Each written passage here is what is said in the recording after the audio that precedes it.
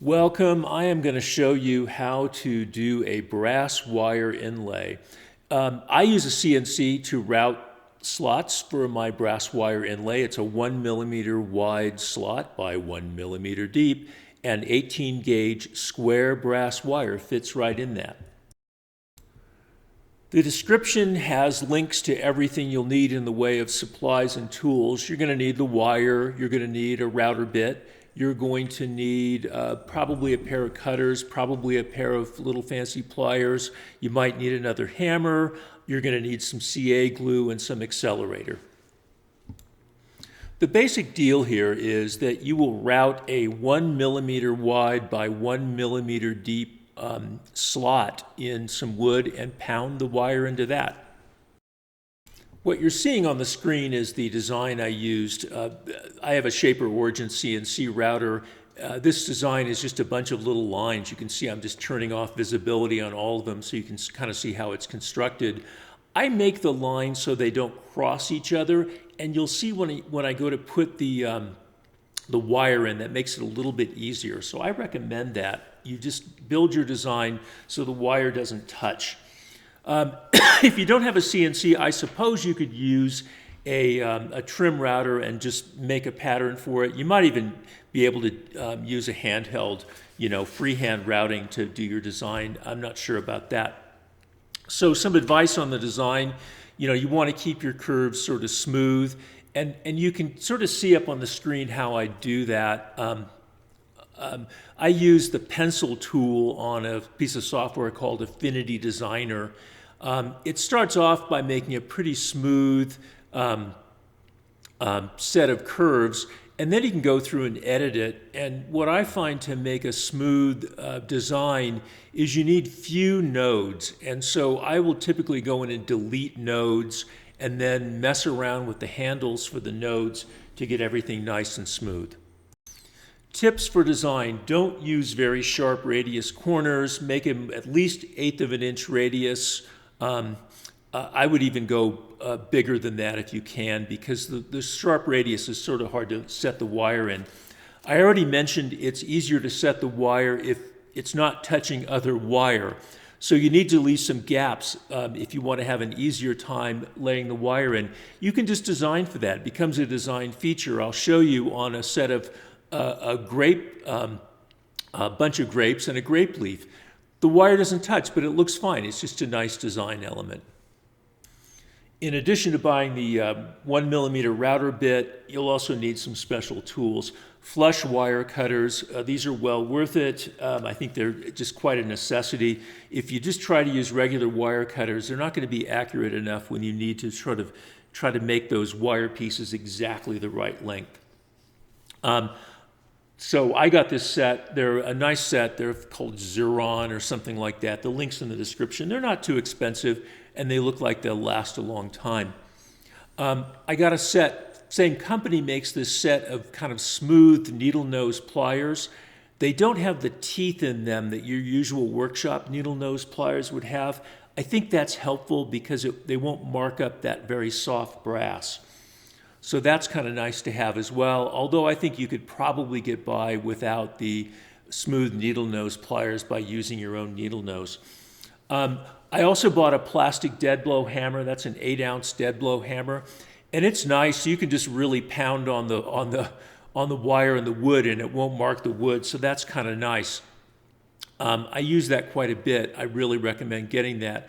But I did also find that I sometimes used my a little tiny just metal hammer. I had a tack hammer of some sort, because sometimes it's easier to get into the smaller spaces, and I think I'll show my tack hammer off here in a second. Yeah, it's just a small little head on it, and that was useful to have one of those too, so you might want to pick one of those up. The biggest challenge I had in routing was getting the depth right. These are only 1 millimeter deep slots, so if your measurement on your Z-touch is off by a little bit, the slot is off by quite a bit.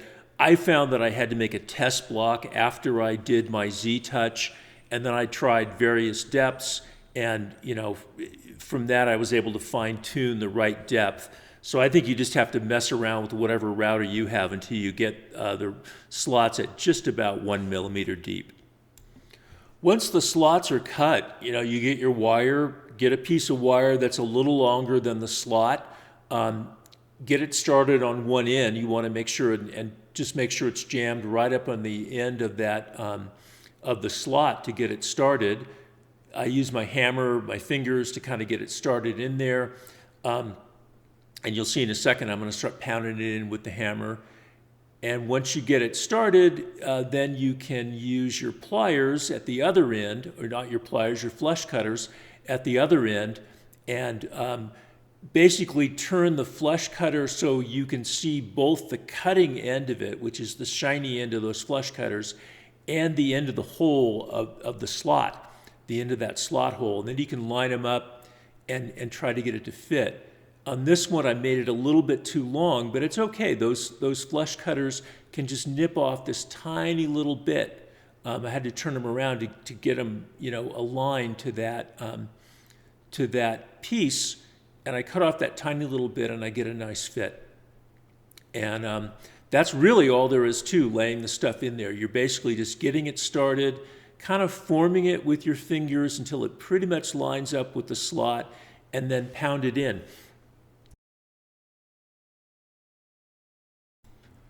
I'm going to show you a couple of more just for the sake of demonstration. This is on that bunch of grapes design.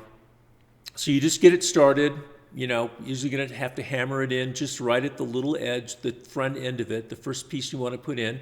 Sometimes it's fussy about wanting to go in there. Sometimes it wants to twist, and you just need to make sure to keep it flat. But then it goes around the corner and taps in pretty nice. I think this is triple speed, right? I don't want to sit here and make you watch forever. You'll see sometimes they don't go in quite as well. I think this next one I had to fuss with a little bit more. And as I was doing it, I kind of got it started and noticed there was some stuff in the slot. I had to go in and just take a little knife and sort of dig out some sawdust to try to get it to go in there. That's what I'm doing at that stage. And for that one, for whatever reason, it wanted just a little more directed force, so I used the metal hammer for a bit. But that's really all it is to get those to go in there. You just try to be kind of careful about cutting them to the right length. I think that's the critical part of it. The next piece I'm going to show you is kind of a longer piece of wire. It's this big long swirl that goes all the way around the board. But it starts with a pretty tight curve. And so it was kind of hard to get this one started without the wire twisting. The wire was long enough that it really wanted to get a twist in it. So I finally got it started, got it pounded in there a little bit, and I believe this is the one where, in order to keep the start of it in there with that big long wire putting a lot of force in it, I added some CA glue. I just put a squirt of CA glue in there and gave it a shot of accelerator. And that kept it in there. I think I used so much accelerator. Yeah, it foamed up really nicely there. But that's fine, I don't care. I just want to keep the wire in there. That's all going to get sanded off anyhow. As I think you'll see on this, once I get the wire started around that kind of tight curve, it actually goes in pretty quickly. But again, there's a couple spots where I had to use those blue-handled needle nose pliers to kind of keep the twist from getting too strong on it. If it does twist going into the slot, it might go into the slot, but it's going to look bad. It's going to mar the edges of the slot, and it's going to show that it's twisted as it's in there. So you want to make sure to keep it flat. I think that's really one of the key things to getting a good result, is making sure it goes flat.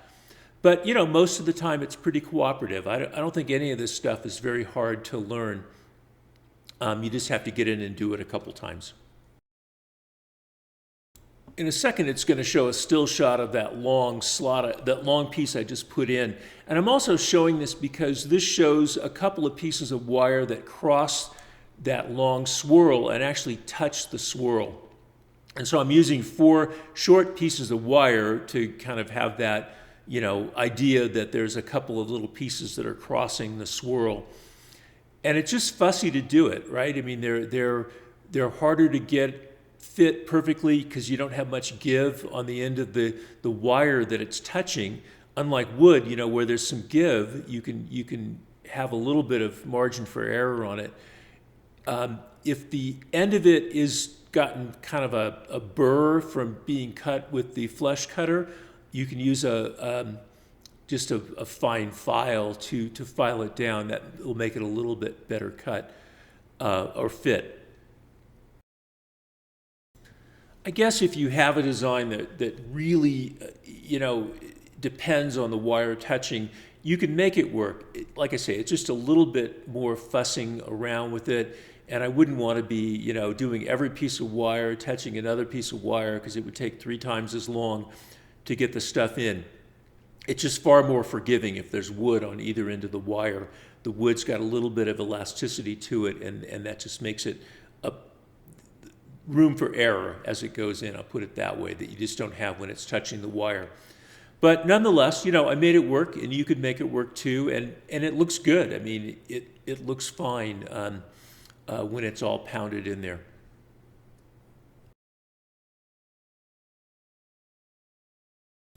So I'm going to show you next kind of how I dealt with imperfections when I was either routing and I had some chips come up on the routing, or in the putting in the wire where the wire was a little bit too short. If it's too short, you just have to tear out the wire and start again. That's not hard to do. You just waste a little bit of wire. If there's just a tiny gap, you can use some medium CA. They make colored CA glue. This stuff was frankly a little bit too dark for this wood. Might have been better just to use some sawdust and thin CA, but it worked okay with the medium CA. It ended up looking pretty good. The technique with the CA is just like any other kind of filling in a knot hole or whatever other imperfection in wood. You just put a thin layer of the CA in there and spritz it with accelerator. Once you're done filling in those little flaws, and there you can see the accelerator getting sprayed on, the next thing is you flood all of the inlay with thin CA. And you just let it soak in there. It'll just wick kind of into the inlay. It'll wick into the wood. It looks horrible. It looks messy.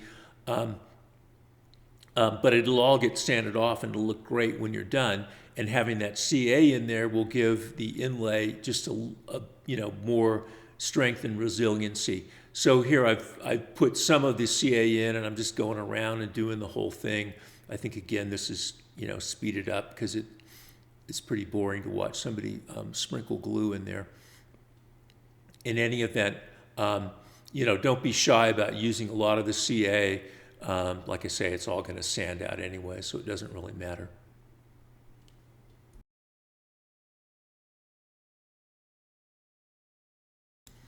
When you're done with the CA and spraying the accelerator on it, the glue and the wire should be a little bit proud of the wood. It's not going to be exactly flush with it. I used a drum sander on this particular one just for some super light passes. I would just tell you to be very, very careful if you're going to use a drum sander. On one of my test boards, I tried the drum sander thinking, oh man, I'll beat the system here and have a really easy time sanding this stuff off. And I got just a tiny bit too aggressive with the drum sander, and it actually pulled the wire out of the test piece. So I learned to be super gentle, and honestly, you don't need a drum sander at all. For the next 2 of these that I did, the next 3 of these that I did actually, I didn't use the drum sander at all. I just went straight to the random orbit sander. So I'm just taking off little tiny nips, like maybe 1/28 of an inch or something like that. Just the tiniest little nips. One of the issues with the drum sander is when you're doing stuff that this, it's only a millimeter thick. You don't have a lot of room for error. And if your drum sander isn't perfectly level from side to side, you may end up taking too much out of one edge. So once I got it down to where it was barely touching the wood on the drum sander at any part of it, even though it wasn't, evenly taking off the CA, I just quit at that point and went to the random orbit sander. So I wasn't going to risk, pulling up any of that brass with the drum sander. On the random orbit sander, look, it's like anything else. The issue is the brass and the CA is harder than the wood, so you've got to be careful that you're not going to dig into your wood too much. You want to make sure that you're, evenly sanding the stuff off. I started with 60 grit, and I'm not going to show you a lot of the sanding, and honestly, it doesn't take that long because the first one, the 60 grit, takes a long time. The other grits are really quick, but I sanded it all the way to 1,000 grit. You don't need that for the wood, but it does help on the brass. I think you could quit at 600 maybe 800, but I went all the way to 1,000, and it only takes a couple of extra seconds, and it matters on the brass. It does get shinier as you go to those higher grits.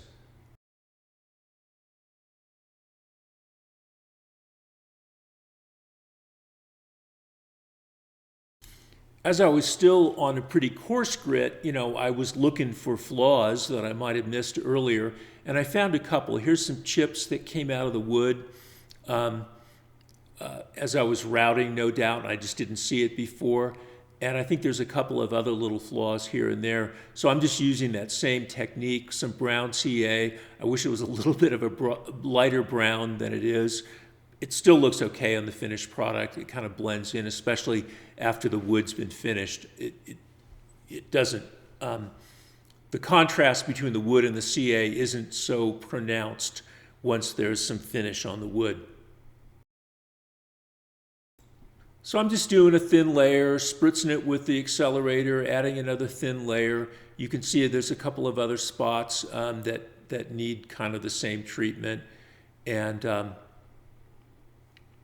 I think I use Starbond, and they send you all kinds of promotional material once you start using Starbond. But some of their recommendations are good. They say you want to make sure to use many thin layers rather than a lot of thick layers of the CA. So here I'm sanding it off. I'm probably on 80 grit or something like that at this point, maybe even 100 grit. I don't know, and it's pretty good. I think I want to add a little bit more CA to it, do another little layer, another thin little layer, and just cover all those imperfections. Really, there's nothing different here than any other project that you just want to cover up imperfections in wood. This isn't anything special for the brass wire inlay. It's just, how you would kind of get a nice, flat, even surface on a pretty piece of wood. I'm going to spare you the pain of watching me sand to 1,000 grit. Honestly, just as I said, it didn't really take that long. Once you're through the 60 grit, all the other grits go pretty fast. I finished this stuff in paste wax. This is Brazilian walnut, Ipe, I think is the official name for it. And the paste wax looks great with that. The paste wax also shines up that brass wire really nicely. So I really like these projects. These are serving trays. I made them as Christmas presents. And each tray is shaped the same for everybody, but I gave each one of them a unique brass inlay. And the only extra time that took was to just design a few other brass inlays. They're all pretty simple, and the designs didn't take that long. But I think that adds a nice handmade touch to these, including whatever little imperfections you have. If your wire doesn't go exactly to the end of one of the slots and there's a little gap, it's fine. It looks good that way, and it looks like a handmade product. I think, a lot of CNC products lack that. They're just a little bit sterile in my view. So I really like the way these look. I'll show you the other ones as kind of still photos of the other designs I made. Anyways, if you like this stuff, I invite you to like the video and subscribe to the channel. Thanks very much for watching.